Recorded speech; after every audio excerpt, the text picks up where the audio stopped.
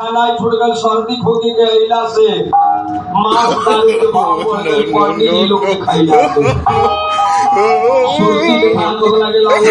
अइला से सुगा के खा के लागेला कसौती पर चढ़ाइला से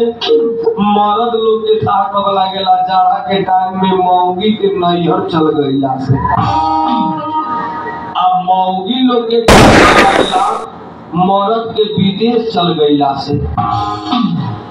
लाए बोआए साबुन महंग हो गई डोम सबके लगाला से लाए बोआए साबुन महंग हो गई डोम सबके लगाला से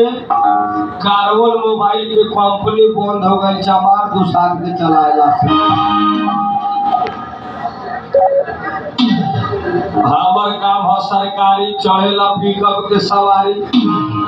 सुतेला भूसौली वाला घारी का करम भगवान के घर में बिगाड़ के आयल बने हमने के हित कौनो नहीं खे हमने के हित दुइए गो बा एगो जनरेटर एगो मेघौनी है ओकरा बाद कोनो हित नहीं खे एहे दुगो हित बा हमने के